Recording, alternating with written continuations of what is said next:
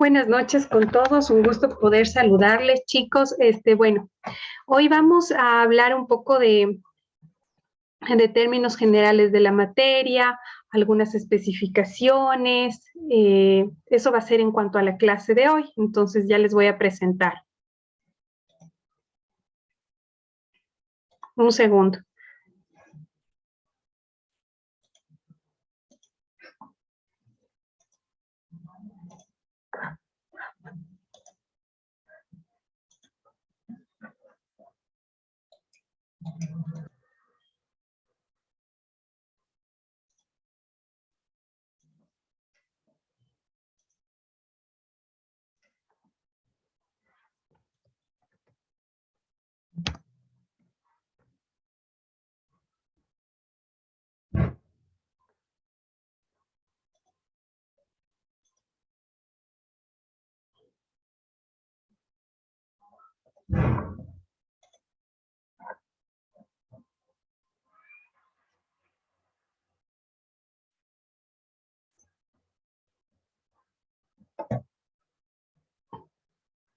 Vamos a ver algunos antecedentes del derecho mercantil.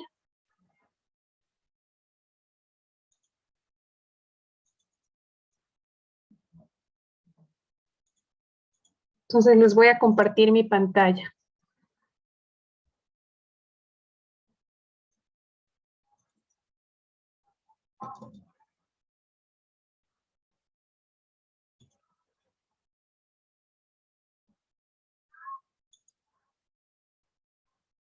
Un segundito porque mi internet está un poco lento, entonces se está demorando.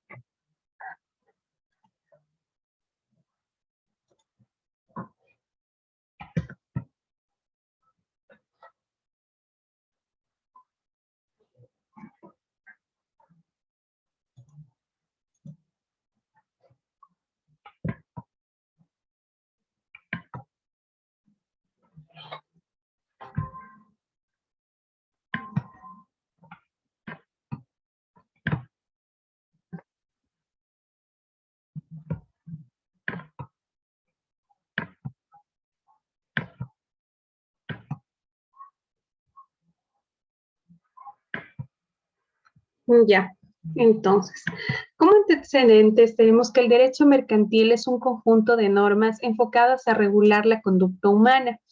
En razón de su naturaleza, se divide en derecho mercantil privado y público.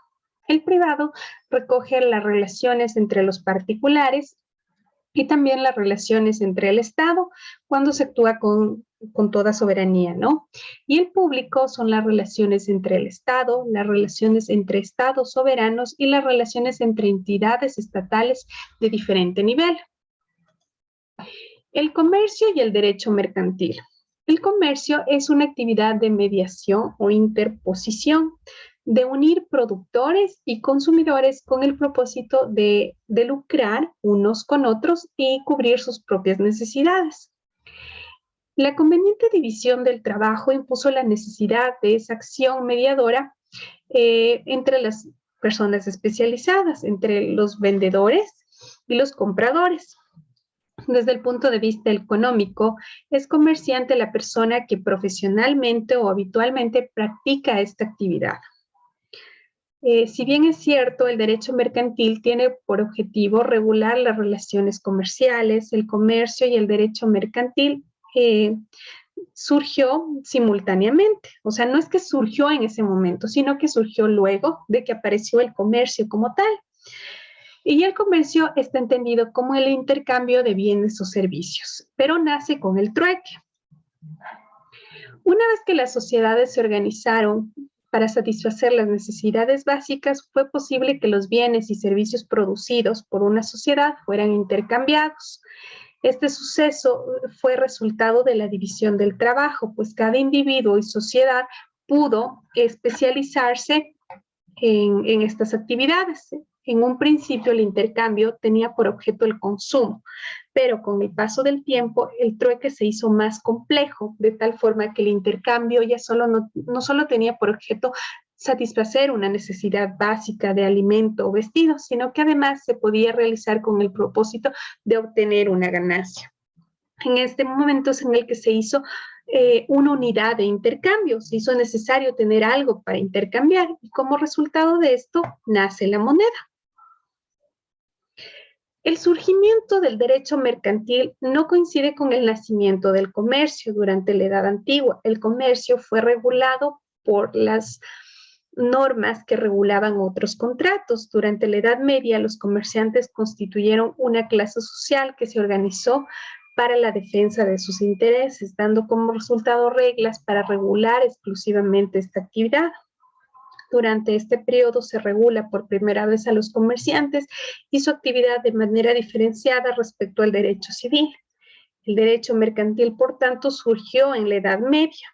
El derecho mercantil ha ido evolucionando conforme se ha transformado el comercio y los últimos avances en el derecho mercantil, específicamente a los que se refiere al comercio electrónico, son consecuencias de la globalización.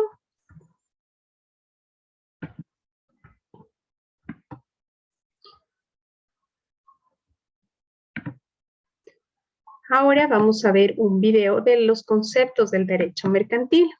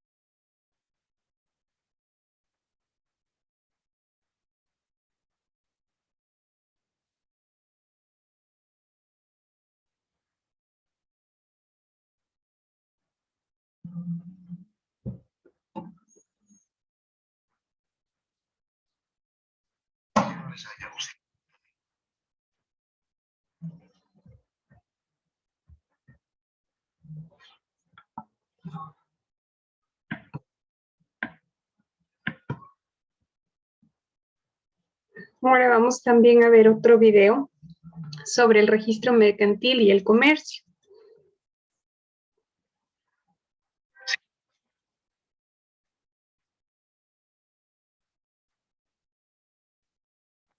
Tienda offline. Los sistemas de información y de redes electrónicas, incluida la Internet, son importantes para el desarrollo del comercio y la producción, para concretar negocios y efectuar transacciones en el sector público y privado, para realizar actos y contratos de carácter civil y mercantil, entre otras actividades. En la región de América Latina y Ecuador no es la excepción, lo que vemos es una segunda ola donde ya el comercio electrónico realmente empieza a tomar importancia. Si bien todavía las transacciones son menores, o sea, el volumen, el grueso transaccional todavía no es muy alto, la aceleración sí lo es. Para normar, regular y controlar estas acciones, el Congreso, actualmente Asamblea Nacional, el 10 de abril de 2002, con ley número 2002-67, aprobó la Ley de Comercio Electrónico, firmas electrónicas y mensajes de datos. Está todavía bastante enfocada en ventas por catálogo, pero lo que nosotros como Cámara estamos impulsando es justamente el poder tener una ley y regulaciones que vayan un poco más allá, que vayan al carácter técnico y práctico de lo que implica el comercio electrónico. Necesitamos, por ejemplo, normar temas en los que estamos trabajando como la emisión de boletos digitales. En esta se define el comercio electrónico como toda transacción comercial realizada en parte o en su totalidad a través de redes electrónicas de información. Pero yo creo que ya hoy en Ecuador, en estos últimos 3 años, estamos viendo un cambio rotundo, dado a la tendencia en cuanto a la penetración del Internet, al uso de los smartphones. Ya las compañías literalmente empiezan a trabajar en herramientas y en mecanismos para hacer conversiones a través de sistemas digitales basados en Internet, a través de conversiones en redes sociales como en plataformas tecnológicas. En esta ley se define a la firma electrónica, el certificado de firma electrónica, las entidades de certificación de información, los organismos de promoción y difusión, los servicios electrónicos como la contratación electrónica y telemática, los derechos de los usuarios o consumidores de servicios electrónicos, las infracciones informáticas, entre otros aspectos. Ya con la creación de organismos como cámaras o federaciones dirigidas específicamente al canal digital y con el apoyo del trabajo que se viene haciendo mancomunadamente con el Ejecutivo, con el canal público, ya se está trabajando en esbozos de poder reacondicionar la ley de comercio electrónico, poder crear incentivos para que las transacciones cada día más se puedan ser marcadas en el canal digital. En el mundo se registra un alto crecimiento en las transacciones en línea. Por el lado de la banca, que son los proveedores de los medios de pago, un interesa para poder desarrollar y cada día crecer la experiencia de compra y la dinamización del uso de sus botones de pago.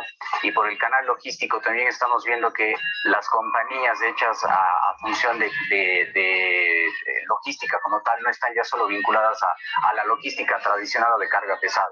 El comercio electrónico ha llegado para quedarse.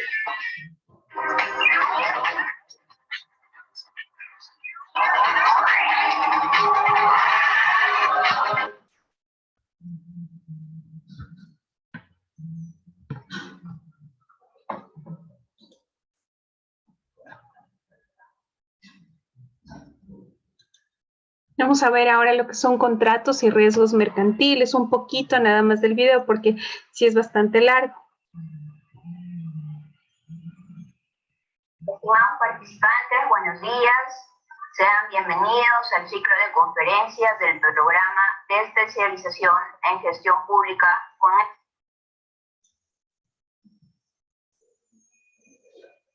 ocurrir y que se encontrarán soluciones si es que eso efectivamente ocurre, como por ejemplo la ocurrencia de un terremoto. La ocurrencia de un terremoto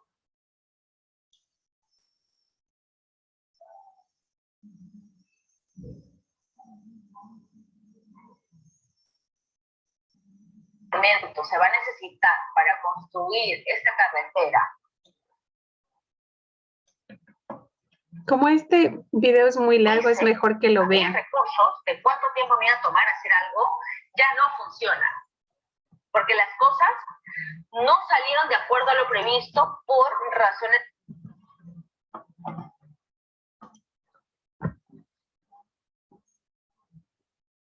Vamos a ver los contratos y los riesgos mercantiles.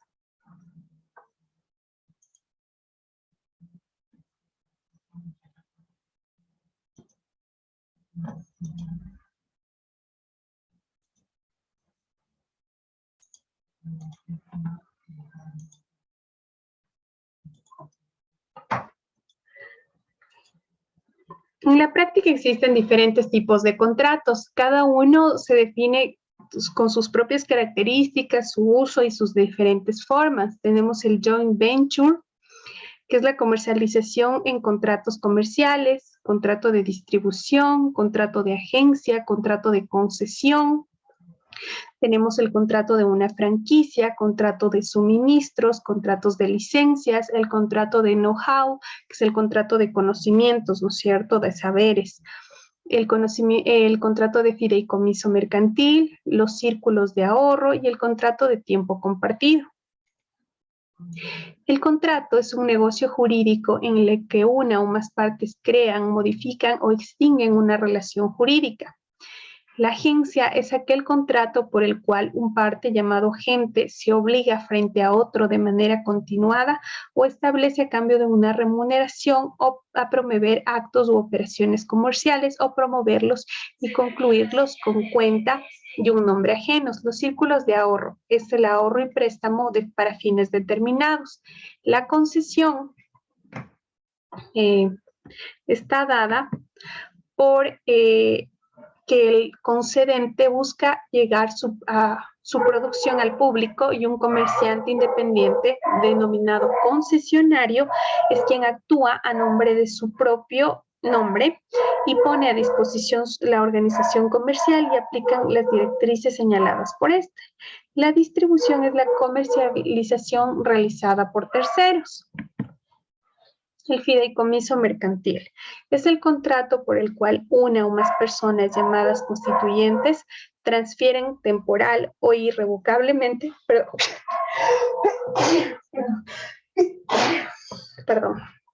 la propiedad de bienes muebles e inmuebles, corporales o incorporales, que existan o se esperen que existan a un patrimonio autónomo dotado de personalidad jurídica para que una entidad fiduciaria lo administre y cumpla con las finalidades específicas instituidas en el contrato.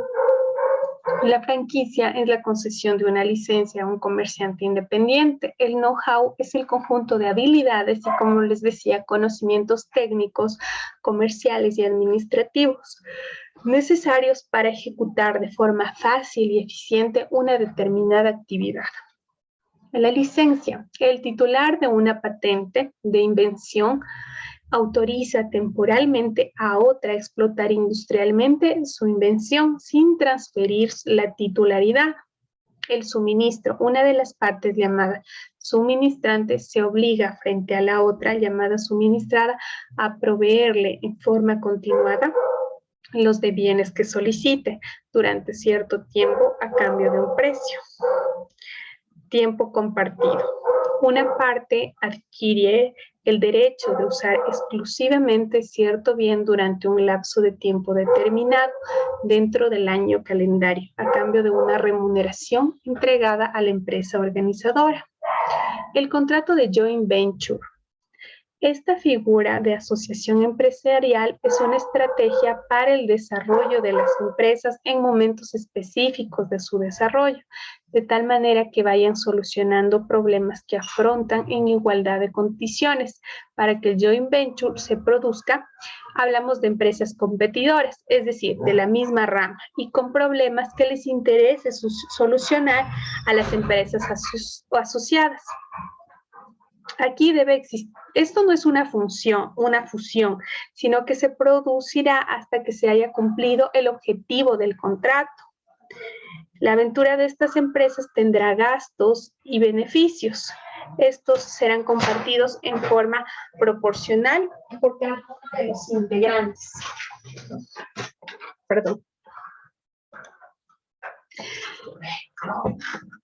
Estas dos figuras tienen la licencia y la franquicia. Por consiguiente, la licencia concede una patente. Es decir, un ejemplo de licencia será la explotación de un producto nuevo con patente.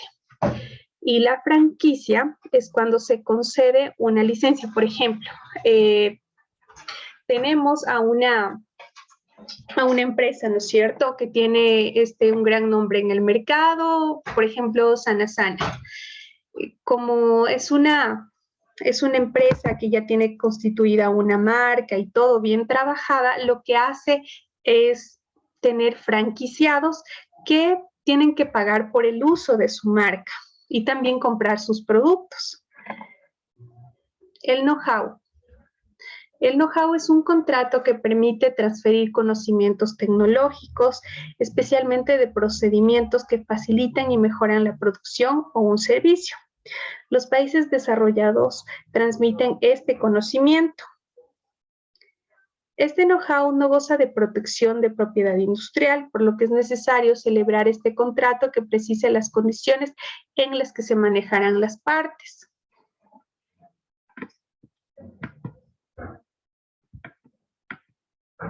Ahora vamos a ver lo que es el fideicomiso mercantil.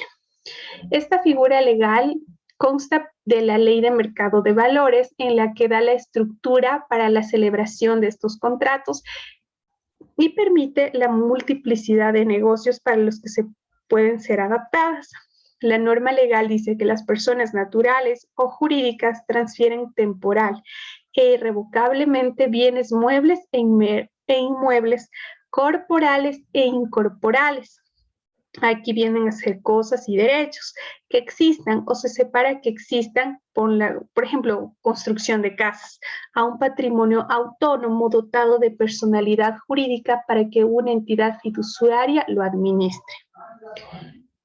El fideicomiso cumple, por ejemplo, la construcción de una planta industrial. Por lo tanto, el fiduciario administrará los bienes de acuerdo a lo especificado y programado en el contrato, y será quien ejerza la representación legal, judicial y extrajudicial.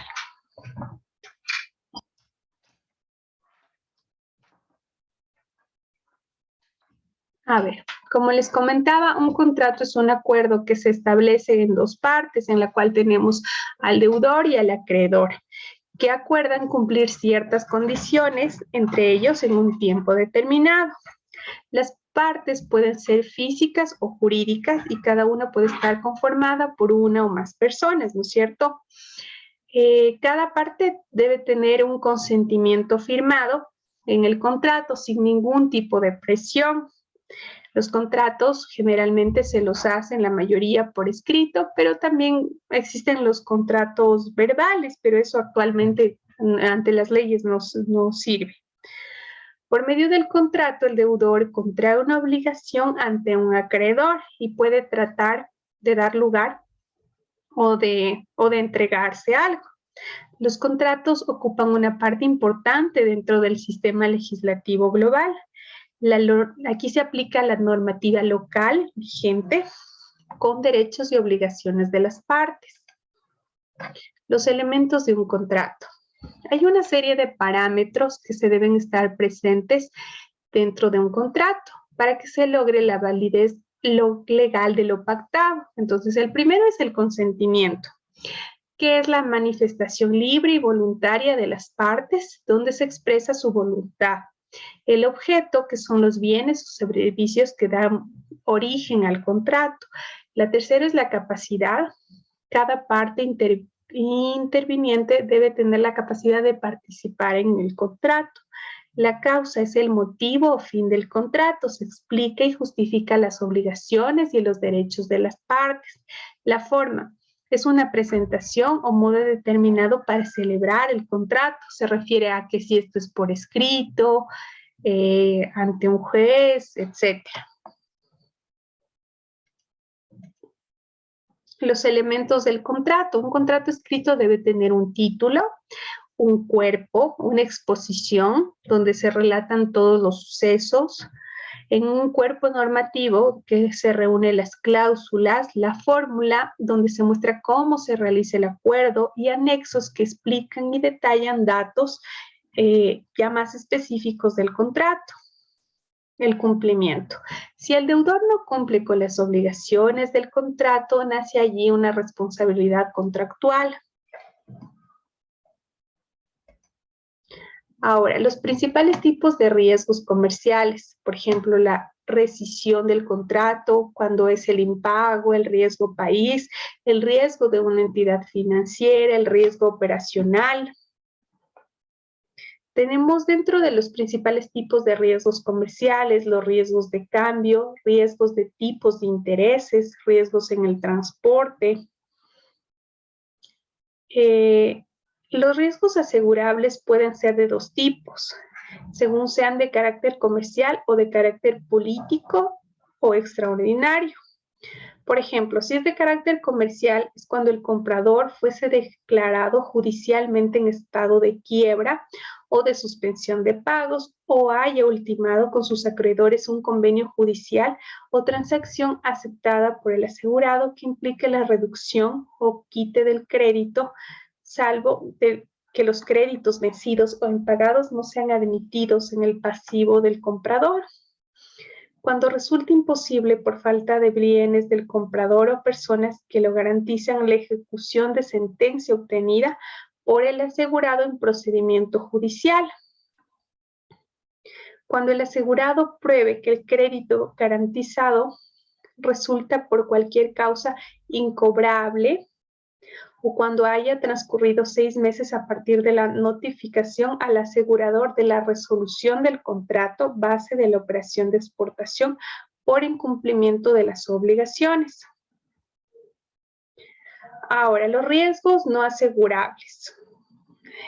Tenemos las obligaciones discutidas o impugnadas por el comprador a causa del incumplimiento del contrato, los intereses de mora, gastos de devolución, renovación o renegociación de efectos y toda clase de quebrantos bancarios, los créditos correspondientes a mercancías de ilícito comercio o circulación, aquellos riesgos que sean susceptibles de cobertura por seguro de daños, las multas o penalidades contractuales, anticipos, descuentos, almacenajes, fianzas de cumplimiento y cualquier otro daño.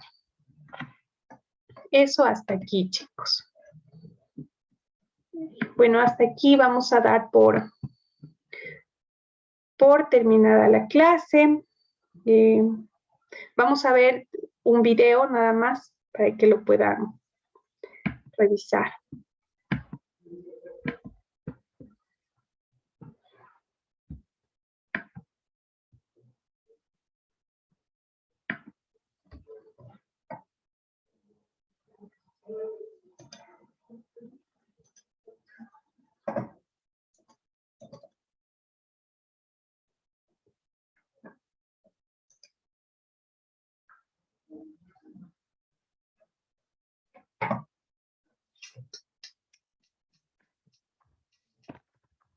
Hola a todos.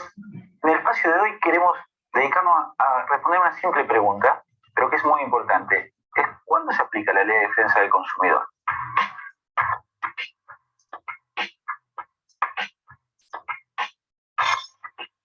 Para que todo el sistema protectorio de la Ley de Defensa del Consumidor, con todas las leyes especiales de nuestro país, protejan a un consumidor, tiene que haber dos personas, dos partes. El consumidor por un lado y un proveedor de bienes y servicios. Ahora, ¿cuándo tenemos un consumidor? Ustedes se tienen que hacer la idea de que hay consumidor en la medida que uno incorpore, adquiera bienes o servicios para destino final.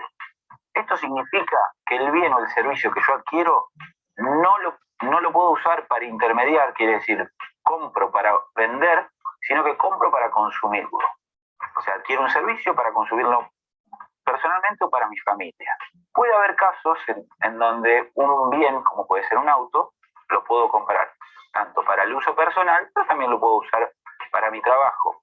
Eso se llama uso mixto, pero ahí no hay ningún problema porque ya la jurisprudencia y la doctrina vienen sosteniendo de que se le aplica la normativa protectoria del consumidor. Es importante saber también que puedo tener la calidad de consumidor aun cuando adquiero bienes o servicios sin haber pagado, o sea, en forma gratuita también tengo la protección. El hecho de no pagar o que sea gratuito el bien no significa que no voy a tener la protección del sistema legal.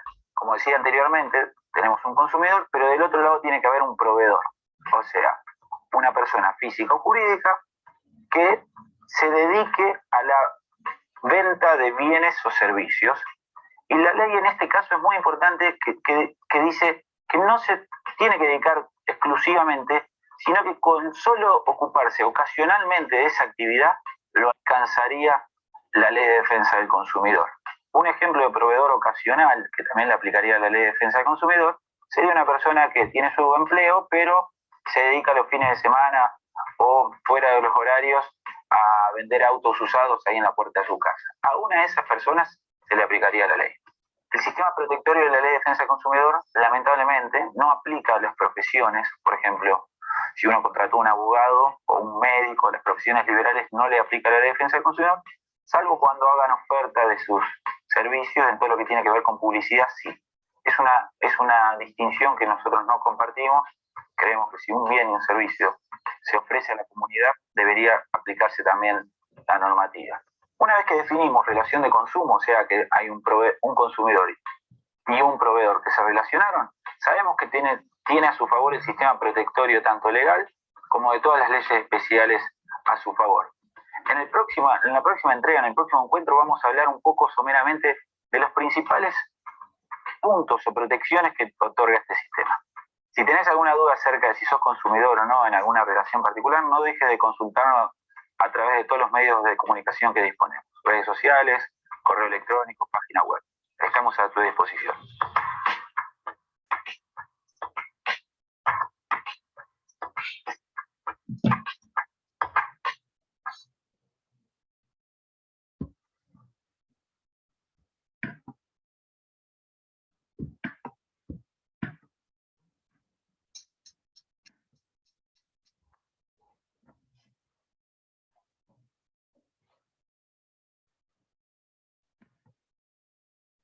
Ahora vamos a hablar sobre la regulación de mercado. Mi nombre es Ricardo González Corpancho. Afirmo haber vivido experiencias de contacto extraterrestre y he venido investigando este fenómeno a lo largo.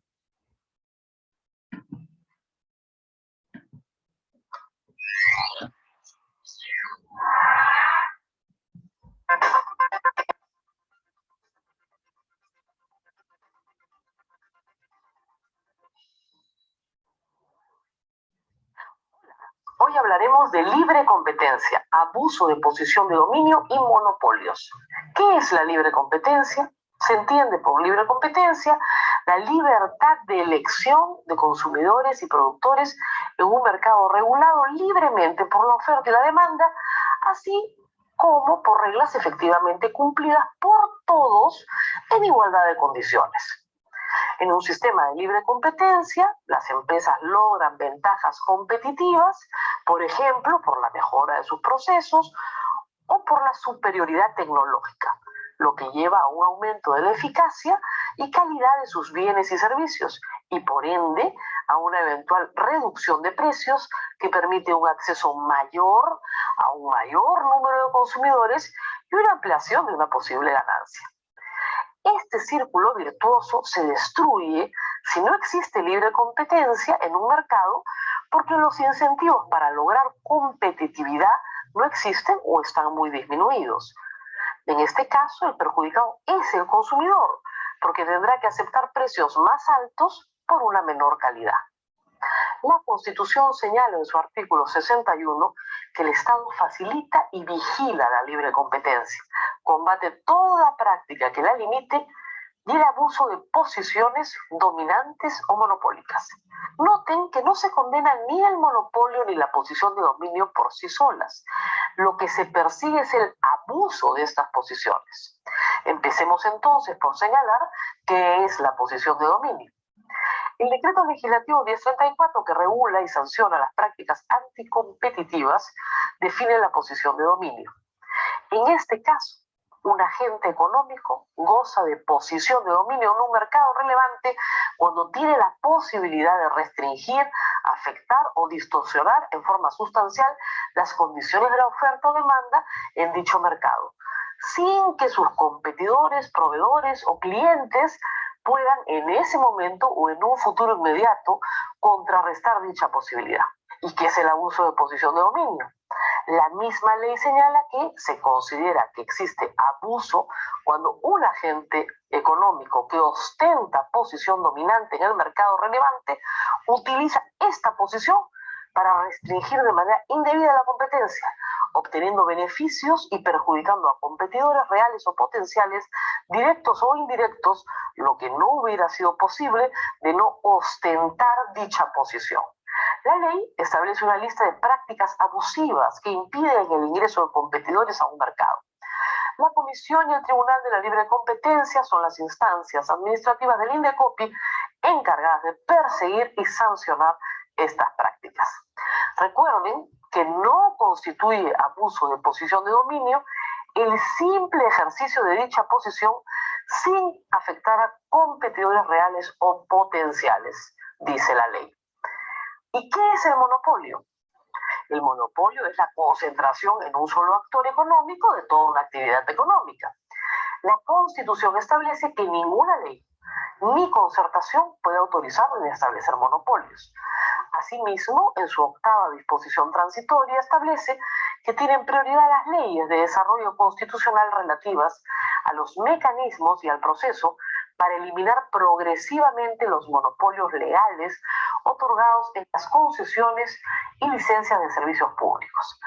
Ese proceso aún no culmina por existir casos especiales como el del agua y saneamiento. La posición de dominio puede sustentarse en un monopolio. Reiteramos que no se persigue el monopolio económico por su sola existencia, sino la práctica abusiva derivada de ese monopolio. Esto es cierto, salvo en una sola excepción establecida en la Constitución. El monopolio por sí mismo y sin que exista abuso está prohibido en el caso de la prensa, la radio, la televisión y los demás medios de comunicación social. En este único caso, la Constitución establece que los medios no pueden ser objeto de exclusividad, monopolio ni acaparamiento directa ni indirectamente por parte del Estado ni particulares. La legislación establece ya un tope de 20% del mercado relevante para la propiedad de frecuencias de radio y 30% para frecuencias de televisión. Sin embargo, el acaparamiento de la prensa escrita y la propiedad cruzada de medios no ha sido regulada hasta el día de hoy. Bueno, chicos, hasta aquí la clase de hoy. Muchas gracias por su atención.